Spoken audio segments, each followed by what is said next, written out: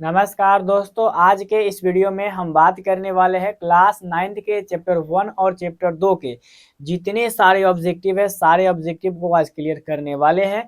अगर यहाँ पे मैं बात करूँ तो 50 ऑब्जेक्टिव बताऊंगा और 50 में 50 अगर ऑब्जेक्टिव क्लियर हो गया तो क्लास 9th के चैप्टर 1 और 2 से जितने भी ऑब्जेक्टिव एग्जाम में आएंगे सारे आपका फॉर्मेट क्लियर हो जाएगा। तो चलिए बिना देर किए ही आज के इस वीडियो को स्टार्ट करते हैं। वीडियो स्टार्ट करने से पहले आपको बता दूं, अगर आप चैनल पर नया हो तो चैनल को सब्सक्राइब कर लेना, वीडियो को लाइक जरूर करना। तो चलो सबसे पहला, और ये आप सभी को पता भी होगा और पता होगा, तो यहाँ पे क्या करना है, आप सभी को सारे क्वेश्चन को याद कर लेना है बहुत अच्छे तरीके से, ताकि एग्जाम में आप बैठेंगे तो आपको दिक्कत नहीं होगा। जैसे कि पहला क्वेश्चन है कि पदार्थ की सबसे छोटी इकाई क्या होती है। ठीक है, आपके पास चार ऑप्शन एग्जाम में भी देखने को मिलेगा। यहाँ पे दे रखा है परमाणु, अणु, कण या फिर तत्व। सबसे पहले यहाँ पे एक चीज ध्यान दीजिएगा, पदार्थ की जो सबसे छोटी इकाई होती है, ठीक है, सबसे छोटी इकाई होती है उसे हम लोग बोलते हैं कण। ठीक है, क्या बोलते हैं? कण बोलते हैं। एग्जाम में अगर आए तो ये लिख देना। और एक चीज यहाँ ध्यान दीजिएगा, अगर वही सीधा पूछ देता कि चलो बताओ तत्वों के सबसे छोटे छोटे कण को क्या बोला जाता है, तो हम बोलते हैं ना कण कण, तो वही छोटा कण यहाँ पे बोला जा रहा है कि पदार्थ की सबसे छोटी इकाई को कण बोला जाता है, और उसी कण को ही परमाणु बोला जाता है, उसी कण को ही अणु बोला जाता है। ये बात हमेशा ध्यान में रखिएगा कि तत्व के सबसे छोटे कण को हम क्या बोलते हैं? परमाणु कहते हैं। और उसी प्रकार से यौगिक के सबसे छोटे कण, कण बोल रहे हैं ना हम लोग, तो उसे हम लोग क्या कहते हैं? अणु कहते हैं। लेकिन ये सीधा पूछेगा पदार्थ के सबसे छोटा इकाई क्या होता है, तो वो कण होता है। हमेशा याद रखना, ठीक है। एक का यहाँ पर आपका सी हो जाएगा, याद रख लीजिएगा, एक का सी हो जाएगा। ठीक है, आगे बढ़ते हैं। अगला क्वेश्चन यहाँ पर देख लीजिएगा, ये भी मोस्ट इंपॉर्टेंट है और ये सिर्फ समझना है, क्योंकि यहाँ पे जो ऑब्जेक्टिव 9th में बनते हैं ना चैप्टर 1 और 2 से, वो सिर्फ समझना रहता है। ठीक है, इसमें ज्यादा कुछ नहीं रहता है। जैसे कि आप देखोगे, किस अवस्था में कणों के बीच आकर्षण बल सबसे अधिक होता है, ये वाला चीज हम आपको बताए होंगे, नहीं याद होगा, आज समझ जाइए। यहाँ पे कहने का मतलब है कि पदार्थ की तीन गो अवस्था यहाँ पे, एक ठोस, एक द्रव और एक गैस। ठीक है, ये हम आपको बताए हैं। लेकिन यहाँ पे ये पूछा जा रहा है कि किसमें कणों के बीच आकर्षण सबसे अधिक यहाँ पर होता है ना, सबसे अधिक होता है। तो ये वाला चीज के लिए अगर मैं बात करूं तो आप सभी को बताया होगा कि ठोस के जो कण होते हैं वो बहुत पास पास होते हैं। ठीक है, बहुत पास पास होते हैं। और उसी प्रकार से जो द्रव के कण होते हैं थोड़ा दूर दूर होते हैं। और उसी प्रकार से जो गैस के कण होते हैं तो बहुत दूरी पर रहते हैं। ठीक है, तो सबसे ज्यादा आकर्षण होता है नजदीक वाला में, मतलब ठोस में। सबसे ज्यादा आकर्षण किस में होगा? ठोस में। और वही कहेगा कि सबसे कम आकर्षण बताइएगा, तो वो कहेगा आप यहाँ पे गैस में। लेकिन यहाँ प्रश्न के अकॉर्डिंग यहाँ पे दो का जो परफेक्ट आंसर हो जाएगा वो ऑप्शन ए हो जाएगा ठोस, क्योंकि ठोस में सबसे ज्यादा आकर्षण होता है। एकदम ठोस आपस में बंधे होते हैं एकदम मजबूत बल से। और वही चीज अगर पूछे सबसे कमजोर किस में होता है, तो गैस में। सबसे मजबूत किस में होता है, तो ठोस में। दो गो चीज कंप्लीट कर लिए, बहुत अच्छा हो जाएगा, एग्जाम में बैठिएगा तो पता चलेगा। चलिए आगे देखिएगा, ये वाला फॉर्मेट, किस अवस्था में कणों की बीच की दूरी सबसे अधिक होती है। मैंने अभी आपको क्या बताया? ठोस में सबसे कम, द्रव में उससे ज्यादा दूरी पर, और गैस में सबसे ज्यादा दूरी पर। तो इस क्वेश्चन का जवाब क्या आ जाएगा? गैस में। क्योंकि गैस में जो होते हैं, गैस के जो कण होते हैं वो आपस में बहुत दूरी पर रहते हैं। दो फॉर्मेट समझे। पहला ये समझे बल के बारे में, यानी सबसे मजबूत बल में कौन रहेगा, तो ठोस रहेगा, जो कि पिछला क्वेश्चन था। ठीक है, उसी प्रकार से कहेगा सबसे कम मतलब कि बल, सबसे कम आकर्षण बल किस में होता है, तो वो आप लोग कहिएगा किसमें? गैस में। ठीक है, किसमें कहिएगा आप लोग? गैस में कहिएगा। उसके बाद अगर वही चीज कहेगा कि किसमें कणों की दूरी मतलब कि ज्यादा होती है, किसमें ज्यादा दूरी पर कण रहता है, तो गैस में रहता है। ठीक है, यहाँ पे ऑप्शन सी हो जाएगा। वही पूछता कि किसमें एकदम कम दूरी पर रहता है, तो हम लोग बोल देते कि ठोस में। ठीक है, तीन गो फॉर्मेट, तीनों क्वेश्चन याद करने वाला नहीं है, तीनों समझने वाला पॉइंट है, तो तीनों को समझ लेना। ठीक है, आगे देखो, अगला ये वाला क्वेश्चन है कि पदार्थ की वह अवस्था जिसका जिसका निश्चित आकार और आयतन होता है। अब बताओ सोच के कि हम ठोस, द्रव, गैस तीनों का डेफिनेशन याद करवाए थे, तो कौन ऐसा डेफिनेशन है जिसमें आकार भी निश्चित और आयतन भी निश्चित होता है? चलो याद करो, सोचो, अपने दिमाग में सोचो और खुद से अपने आप क्वेश्चन बताओ इसका करेक्ट आंसर क्या हो जाएगा। वहां तुम सोचिएगा कि चलो मान लीजिए कि तुम सोच लिया option A, option B, option C, सोच के रखो। जब मैं आपको option A B C D बोलूंगा तब तुम अपने आप से रियलिटी में शो करना कि हाँ मेरा एगो सही हुआ, 2 गो सही हुआ, 3 गो सही हुआ। अरे भाई 50 गो में से कम 20 गो तो सही होगा, 15 गो सही होगा ना, लेकिन सोचना तो जरूर।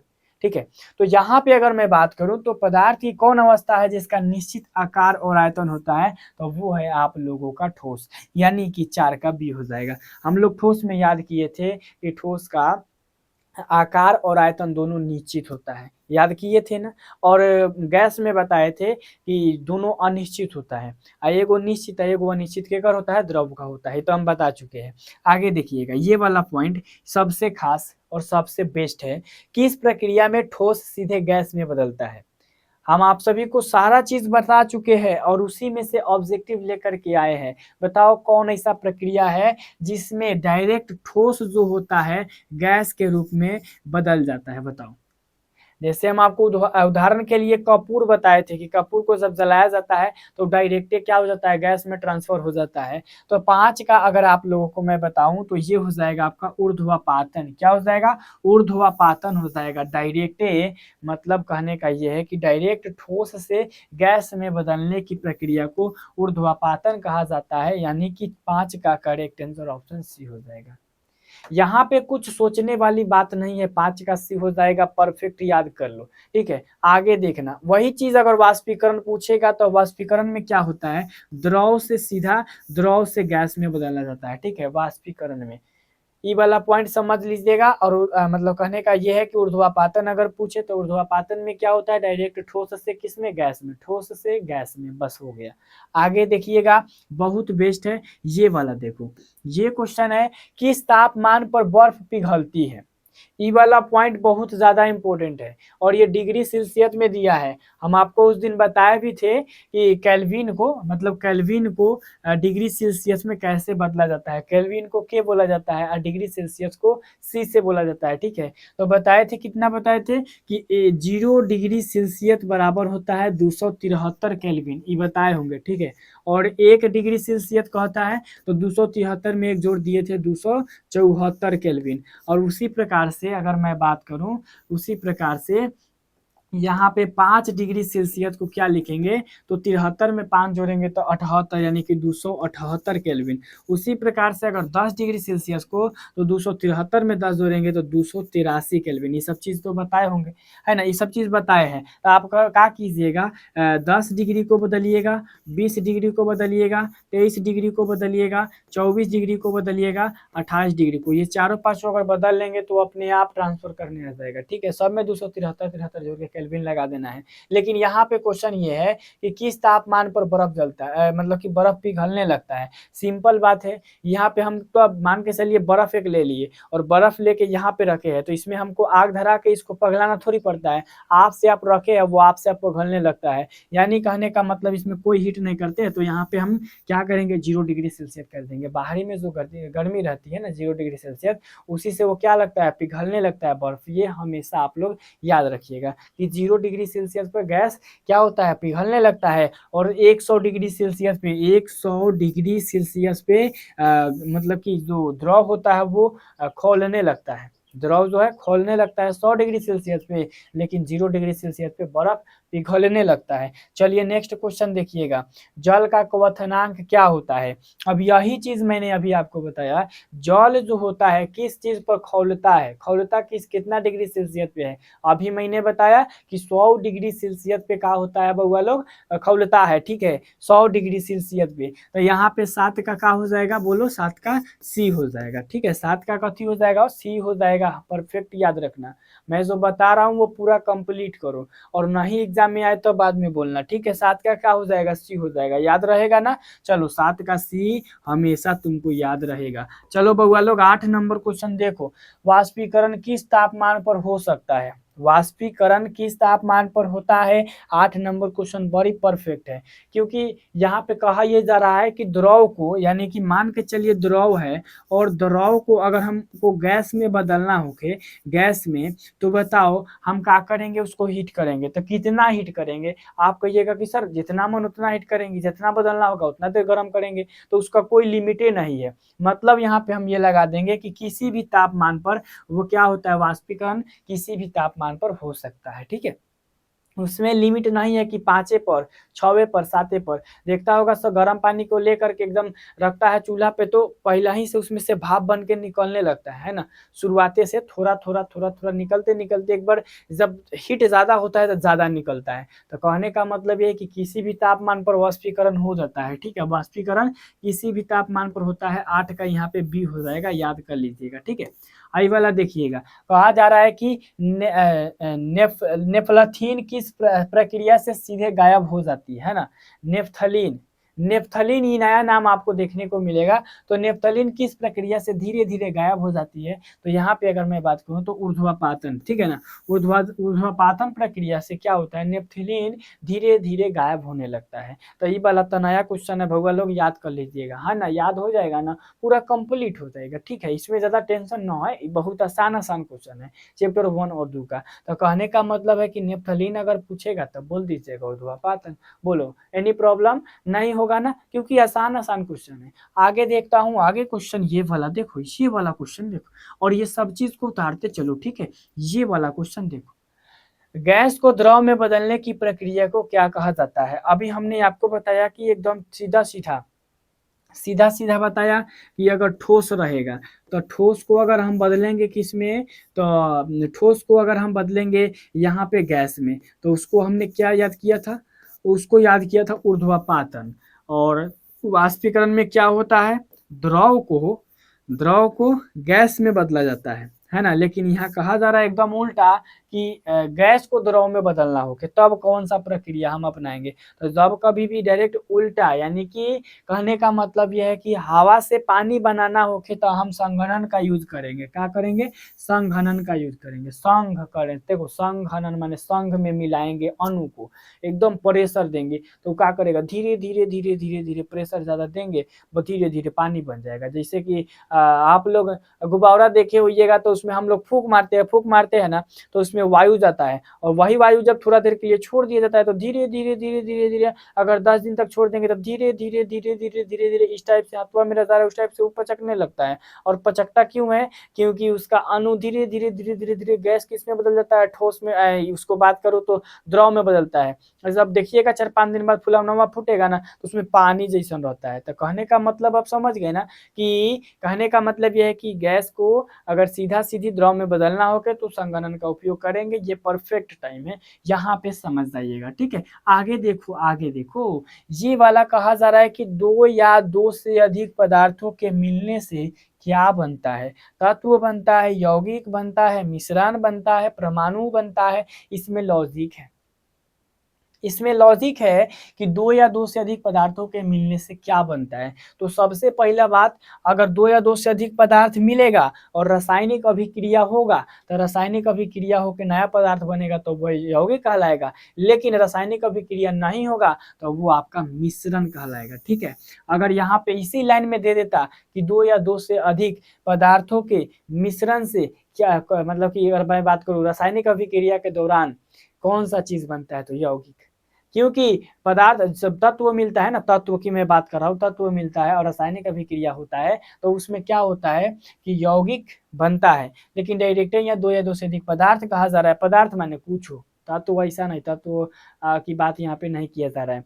तो इसीलिए अगर मैं बात करूँ तो यहाँ पे हो जाएगा मिश्रण, दो या दो से अधिक मिल रहा है, मिश्रित हो रहा है, मिश्रण हो जाएगा। कंप्लीट है। आगे देखो, आगे यहाँ पे ये वाला जो फॉर्मेट है, कहा जा रहा है कि किसमें पदार्थ समान रूप से मिला होता है।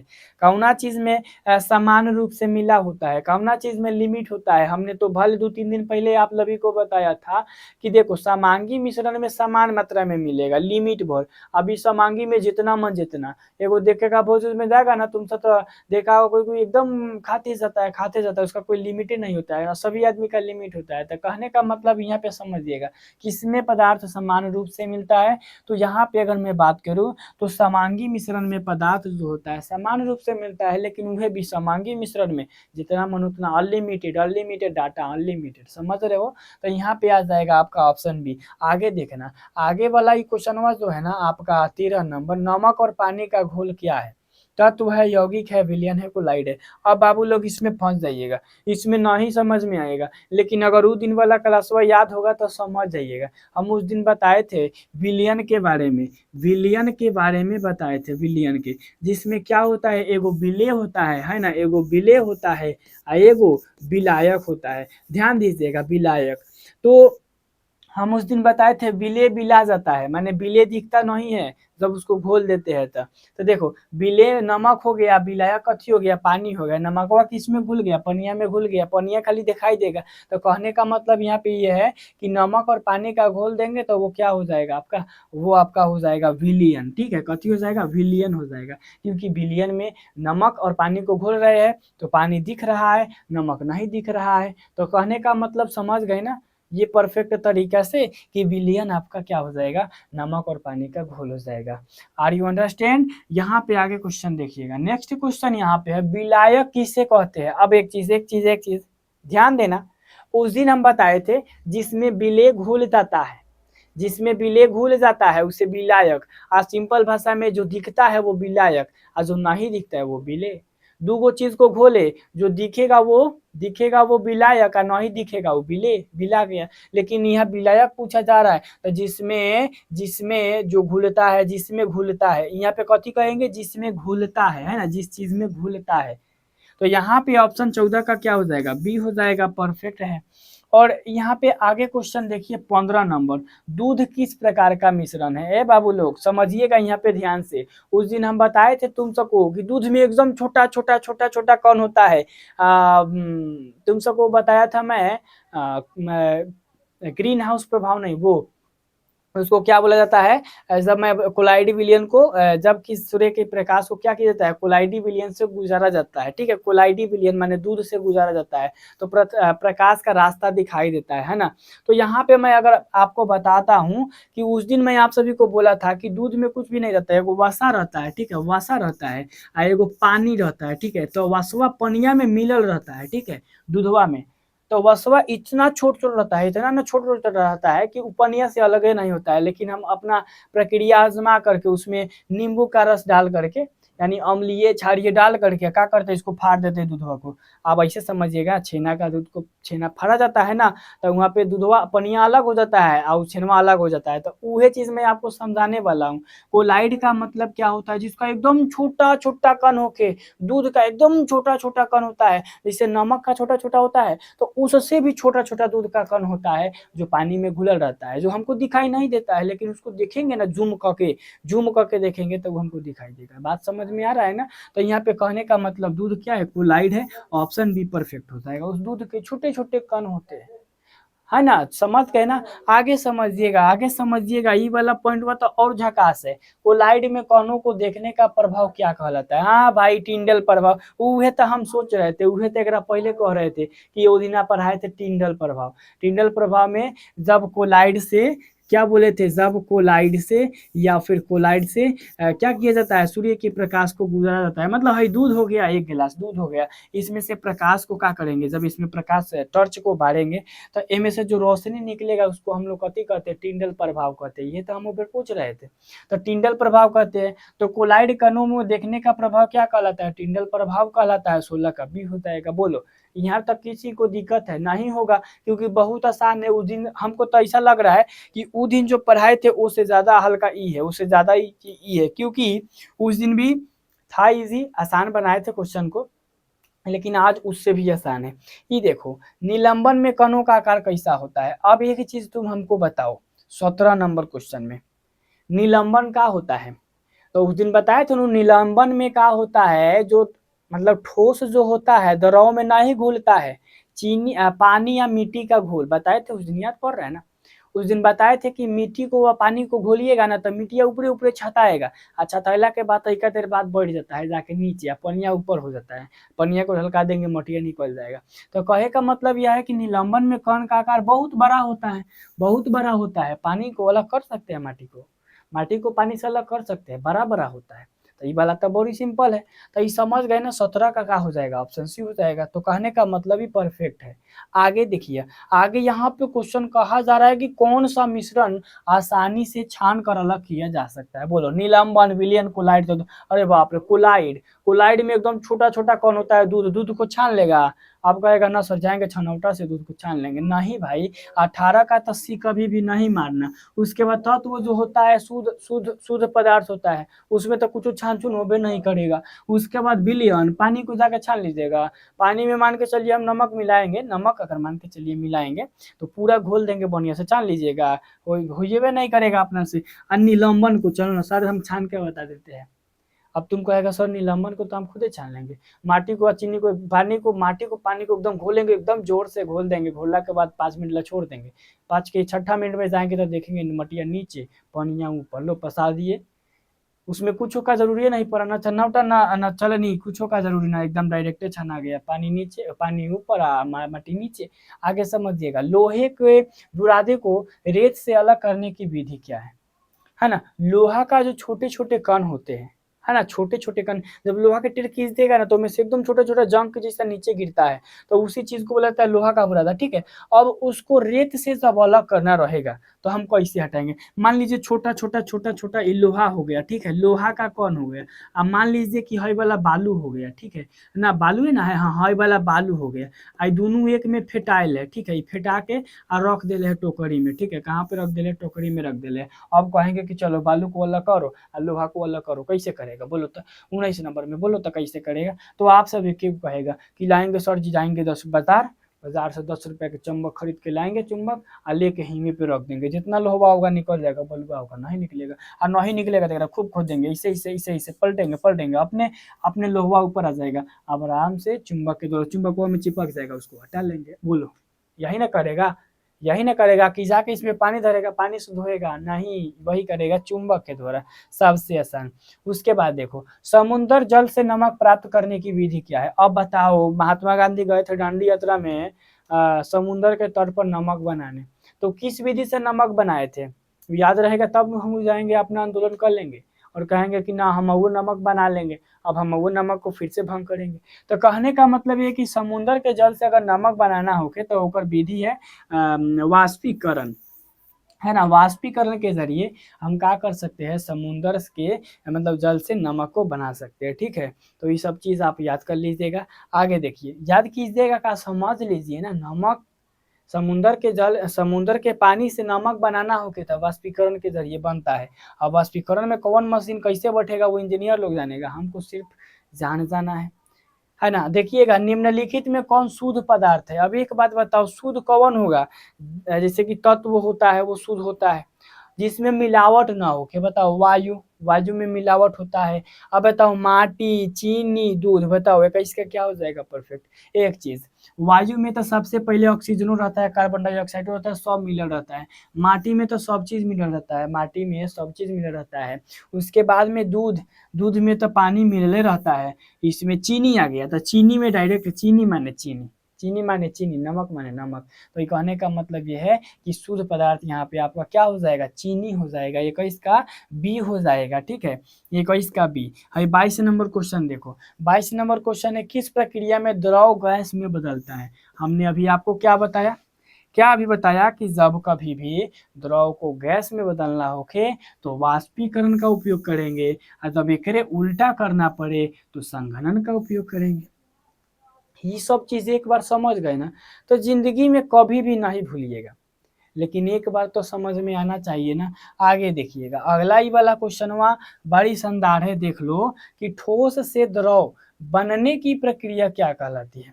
अब देखो, ठोस से द्रव यानी कि ईंटा है, ठीक है, ईंटा से ही पानी के जैसा, बर्फ से पानी है ना, बर्फ से कथी पानी, यहाँ पे ये बर्फ है, तो बर्फ से पानी एजमा होता है। ऊर्ध्वापातन नहीं, वाष्पीकरण नहीं, संघनन नहीं, तो गलन हो जाएगा, गल गया, गलन हो गया। तो 24 का यहाँ पर क्या हो जाएगा, वो 24 का ए हो जाएगा। 25 नंबर क्वेश्चन देखो, 25 नंबर क्वेश्चन तो और शानदार है। निम्नलिखित में से कौन ऊर्ध्वापातित पदार्थ है। ऊर्ध्वापातित पदार्थ मतलब क्या होता है, तो ऊर्ध्वापातित समझने से पहले ये चीज जानते हो ना, ऊर्ध्वापातन क्या होता है। ऊर्ध्वापातन ठोस से डायरेक्ट गैस में, ठोस से डायरेक्ट गैस में कौन जाएगा, बोलो, नमक, आयोडीन, चीनी या फिर रेत। तो 25 नंबर में अगर हम बात करूं तो आयोडीन, ठीक है, 25 का बी याद कर लीजिएगा, आयोडीन।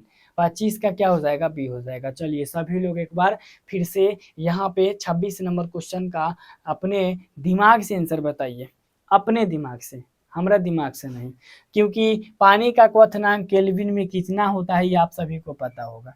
क्वथनांक मतलब बुझ रहे हो कि नहीं, अगर नहीं बुझ रहे हो तो फिर बताऊंगा। क्वथनांक माने पानी कितना डिग्री पर खौलता है, तो अभी हमने आपको बताया 100 डिग्री। अब 100 डिग्री को केल्विन में बदलेला 273 जोड़ेंगे, तो 100 में 273 जोड़ेंगे तो बोलो कितना आएगा, 300 आएगा, 300 आएगा, नहीं सर 373 आएगा, हाँ 373 आएगा, ठीक है। तो ये वाला तो हो गया। अब देखो बर्फ का गलनांक केल्विन में कितना होता है भैया, बर्फ का डिग्री पर गलता है, 0 डिग्री सेल्सियस पर। 0 में 273 जोड़ेगा तो 273 ना होगा, यानी 27 का प्रॉपर ए हो जाएगा। हाँ 27 का ए हो जाएगा, ऑप्शन यहाँ पर ए परफेक्ट है। आगे देखो अगला क्वेश्चन है कि निम्नलिखित में कौन समांगी मिश्रण है। समांगी मिश्रण माने कौना में निश्चित मात्रा में मिलल है। विसमांगी मिश्रण माने डायरेक्ट अनलिमिटेड, लेकिन ये लिमिटेड है। तो बताओ समांगी मिश्रण कौन, मिट्टी, नमक का घोल, धुआं, दूध। तो ए में अगर मैं बात करूँ 28 नंबर क्वेश्चन में, तो नमक का घोल हो जाएगा, ठीक है, नमक का एक घोल हो जाएगा। समांगी मिश्रण का उदाहरण यहाँ पे 28 का भी याद कर लो, 28 का भी याद कर लो। 29 नंबर क्वेश्चन देखिएगा तरीका, ठीक है, 29 नंबर क्वेश्चन, 29 नंबर क्वेश्चन देखिएगा, कहा जा रहा है कि निम्नलिखित में कौन विसमांगी घोल है। तो विसमांगी घोल मतलब बुझ रहे हो, विसमांगी तो पूर्ण रूप से नहीं घुले, पूर्ण रूप से कौन नहीं घुलेगा, चीनी का घोल, नमक का घोल, सिरका ये सब घुल जाएगा, लेकिन मिट्टी या पानी का घोल घुलेगा नहीं, घुलेगा। मिट्टी या घुलबे नहीं करेगा, पानी घुलबे नहीं कर ले, फिर बाद में जाके हट जाएगा। तो मेहनत करने से का फायदा, इसीलिए हम बात मान लेंगे कि ना माटी या पानी नहीं घुलेगा, विसमांगी घोल है। चीनी पानी घुल जाएगा, नमक पानी घुल जाएगा, सिरका घुल जाएगा, है ना। सिरका एक अम्ल होता है, हालांकि आप लोग इस पे ज़्यादा ध्यान न दीजिएगा, ये 10th में जाइएगा ना तो सब अम्ल के बारे में पढ़ लीजिएगा, अम्ल का होता है, क्षार का होता है, बट यहाँ पे तो थोड़ा ध्यान दीजिएगा ना। कहा जा रहा है कि दूध का उदाहरण किसका है, दूध का है, बार बार दूध दूध बार बार आ रहा है, दूध आ गया, कुआं, कुआं जानते हो ना, दूध, कुआं, धुआं, ये सब चीज के कौन एकदम छोटा छोटा होता है, जिसको हम लोग कोलाइड कहते हैं। कोलाइड के बारे में तो इतना तुम तो जान गए कि पूरा कॉन्फिडेंस के साथ कह दोगे कि हाँ सर जी कोलाइड तो हम जान गए, कोलाइड समझ गए ना। तो ई वाला चीज समझ गए। आगे ई वाला देखिएगा, कोलाइड में कणों का आकार कैसा होता है, कोलाइड में कणों का आकार कैसा होता है। मैं अगर कहूंगा कि चलो कोलाइड में कणों का आकार बड़ा होता है, तुम कहेगा नहीं, होबे नहीं करता है, क्योंकि कोलाइड में कणों का आकार छोटा होता है। हमने पढ़ा, आपने पढ़ाया कि कोलाइड में कणों का आकार बहुत छोटा होता है, यानी कि 31 नंबर में हम कह सकते हैं कि बहुत छोटा होता है ना, छोटा होता है, मैंने छोटा होता है, ठीक है, बहुत छोटा नहीं, छोटा सीधा रहेगा ना, छोटा ऑप्शन में किधर रहेगा, छोटा, तो कह दीजिएगा हाँ कोलाइड कणों का आकार बहुत छोटा होता है, ठीक है, बहुत। आगे देखो 32 नंबर यहाँ पर क्वेश्चन है कि निलंबन में कण कैसे होते हैं, निलंबन में कण कैसा होता है। तो निलंबन का जो कण होता है वो बड़ा बड़ा होता है, जैसे माटी का कण बड़ा होता है तबे तो जल में नहीं घुलता है, बालू का कण बड़ा होता है जल में नहीं घुलता है। तो बहुत ऐसा चीज आपको देखने को मिल जाएगा जो जल में नहीं घुलेगा, तो उसके कण का होते हैं, बड़े होते हैं, ठीक है। अब बड़ा का मतलब ईटा जैसा बड़का नहीं, बड़ा का मतलब समझ रहे हो, बालू का कण हो गया, मिट्टी का कण, तो सब बड़ा है। अब ऐसे नहीं कि आप लोग बड़ा का मतलब हाथी समझ लीजिएगा, छोटा का मतलब खरहा समझ लीजिएगा, ये वाला बात नहीं है। बड़ा का मतलब यहाँ पे अगर मैं बात करूँ तो मिट्टी के कण, बालू का छोटा छोटा कण हुआ, वो सब बड़ा हो गया, ठीक है। यहाँ पे अगर मैं बात करूँ अगला क्वेश्चन ये वाला देखिएगा कि विलयन में कण कैसे होते हैं। तो विलयन में कण कैसा होता है भाई, 33 नंबर सोचो। तो विलयन में जो कण होते हैं ना वो एकदम वो भी छोटे छोटे होते हैं, विलयन में कण छोटे छोटे होते हैं। जैसे पानी के कण बहुत छोटा छोटा होता है, दूध के कण बहुत छोटा छोटा होता है, वो तो कोलाइड है। लेकिन बात करूं मैं तो पानी का विलयन है, तो बहुत छोटे छोटे होते हैं। ऑप्शन इसका भी ए याद कर लीजिएगा। आगे देखिएगा, एग्जाम में पूछेगा कि किस विधि से नमक और पानी को अलग किया जा सकता है, निस्यंदन, वाष्पीकरण, चुंबक या फिर छलनी के द्वारा। 34 नंबर सोचो तो। एक बात बताओ, अभी हम आपको बोले हैं नु कि महात्मा गांधी गए थे दांडी यात्रा में तो नमक बनाए थे समुद्र के जल से, कामना विधि से, वाष्पीकरण से। तो यहाँ भी वाष्पीकरण लगा दो, यहाँ भी वाष्पीकरण, पानी नमक आए मतलब वाष्पीकरण, पानी से नमक बनाना होके तो वाष्पीकरण याद रख लीजिएगा। तो अलग करना होके, बनाना होके तो ये वाला अपने उपयोग कीजिएगा। लोहा और सल्फर को अलग करने के लिए किसका उपयोग करेंगे, अब बताओ। लोहा सल्फर का उपयोग करेंगे। लोहा है और सल्फर है, सल्फर जो लोहा में चुंबक में नहीं चिपकता है और लोहा जो चुंबक में चिपकता है। लो पहले हम फेंट के देखते हैं। ये आपका क्या हो गया, ये सब चीज आपका मैं रख दिया यहाँ पे, ये लोहा, ठीक है, ये सब लोहा है। इसमें हम सल्फर को फेंट देंगे। ये लो सल्फर को हम यहाँ फेंट दिए, ठीक है। अभी सल्फर हो गया, लोहा हो गया, अभी कैसे अलग अलग होगा। तो जाओ, हम जा रहे हैं बाजार, बाजार से जाएंगे और चुम्बकवा ले लेंगे, ठीक है। चुम्बकवा जब हम लेकर के आएंगे, ये वाला चुम्बक हो गया, ठीक। 1 मिनट भाई, सही से बना देते हैं। हम गए बाजार, बाजार में दुकान गए, गने के बाद ये वाला इतना बड़ा का चुंबक ला दिए। अभी क्या करेगा, इसमें से जितना जितना लोहा होगा ना, लोहा जितना होगा जाके यहाँ फटाफट फटाफट फटाफट फटाफट चिपक जाएगा, है ना, फटाफट चिपक जाएगा। और इसमें जितना सल्फर है वो ताकते रह जाएगा। यहाँ पे सल्फर क्या हो जाएगा, ताकते रहेगा, इधर में ताकते रहेगा। तो ये हट गया अलग, ये हट गया अलग, मतलब कि चुंबक के द्वारा हटा सकते हैं। 35 का ए हो जाएगा। आगे देखना, आगे क्वेश्चन यहाँ पे बहुत मजेदार है ना, देखते रहिएगा। एग्जाम में पूछेगा निम्नलिखित में कौन तत्व है, ठीक है, कौन जो है आपको तत्व दिखाई दे रहा है, पानी, ऑक्सीजन, नमक या फिर चीनी। तो 36 नंबर में तत्व कौन है, तो ऑक्सीजन है ना। तत्व क्या है, ऑक्सीजन यहाँ पर हो जाएगा, यानी कि 36 का क्या हो जाएगा, 36 का यहाँ पर ऑप्शन बी हो जाएगा, ठीक है, बी हो जाएगा। 37 नंबर क्वेश्चन देखिएगा, निम्नलिखित में कौन यौगिक है, वायु, नमक, मिट्टी या फिर धुआं। सबसे पहला चीज यहाँ ध्यान दीजिएगा, वायु यौगिक नहीं होता है, क्योंकि वायु में बहुत चीज मिल रहता है, बहुत अनिश्चित मात्रा में। उसके बाद यहाँ पे माटी में भी बहुत चीज मिल रहता है, सब मिश्रित है। और धुआं जो कि कोलाइड होता है, छोटे छोटे कण। बात आया नमक, तो नमक मतलब कि यौगिक एक होता है। नमक का होता है, यौगिक होता है। एक और सूत्र लिख लीजिएगा, NaCl होता है, सोडियम क्लोराइड, ठीक है। तो अगर पूछिए माने कि याद करने का मन हो कि यौगिक कैसे है बताइए आप, तो इसमें दो चीज रहता है, एगो सोडियम है, एगो Cl क्लोरीन, है ना। तो ये दोनों चीज नमक में रहता है, तो ये एगो यौगिक हो गया आपका, ठीक है। ओकरा बाद ये देखिएगा, ये वाला क्वेश्चन है कि वायु किसका उदाहरण है। ए भाई, वायु तो सबसे पहले तत्व नहीं है, यौगिक नहीं है, ठोस नहीं है, लो भाई मिश्रण है। वायु मिश्रित है, बहुत चीज मिल रहता है। 38 का सी हो जाएगा, 38 का सी हो जाएगा। 39 नंबर देखिएगा, 39 नंबर क्वेश्चन कहा जा रहा है कि टिंडल प्रभाव किसमें देखा जाता है। अभी मैं ये आपको बताया हूँ टिंडल प्रभाव किसमें देखा जाता है, क्या बताया हूँ। तो टिंडल प्रभाव कोलाइड में देखा जाता है। कोलाइड माने कि दूध हो गया, धुआं हो गया, कुआं हो गया, ये सब चीज में क्या होता है, टिंडल प्रभाव दिखता है। काहे कि ओकर छोटा छोटा कण होता है। तो बात समझ गए।